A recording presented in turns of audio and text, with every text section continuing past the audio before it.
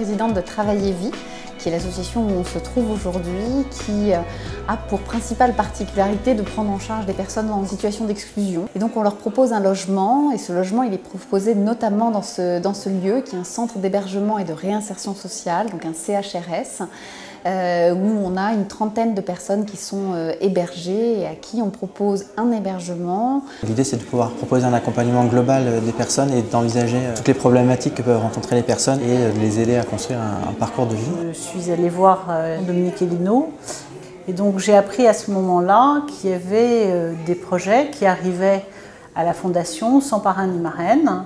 Et qu'en fait, ce qui était important, c'était d'avoir quelque chose qui n'était pas trop loin de l'endroit où on travaillait, pour pouvoir créer un lien avec le projet, aller voir les locaux, rencontrer les gens. Les trois associations qui s'appellent Grajar, Travailler Vie et Atoll ont créé une quatrième association Bail pour tous, dont ils sont administrateurs. Je vous remercie, le directeur général du soutien de la Fondation Saint-Gobain pour cette opération.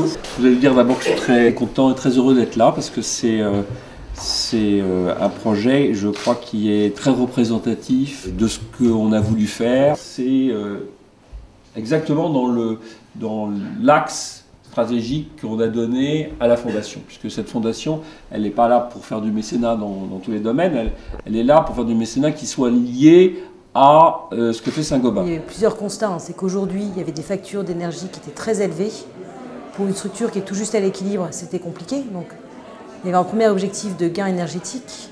Un deuxième objectif, que les locaux n'étaient plus adaptés à l'activité du centre d'hébergement. Du coup, on a un espace chaleureux où les gens sont contents de dîner. Ça, c'est hyper important. Donc, on va dire que le confort de vie a été amélioré, qui était le deuxième objectif. Et le troisième objectif, c'était aussi de faire toute l'isolation extérieure, où il n'y en avait pas du tout. Je voudrais juste dire que ça me fait énormément de plaisir d'être là et de voir que c'est du concret. Donc bravo et bonne chance pour la suite de vos projets. Je pense que c'est très important parce que ça donne du sens. Ça permet d'abord de rencontrer des gens qui font des choses très différentes de ce qu'on fait nous. Ça donne une autre compréhension aussi de l'habitat. L'habitat social, je pense que ça nous concerne tous. On ne peut pas être insensible au fait qu'il y a des gens qui dorment dans la rue.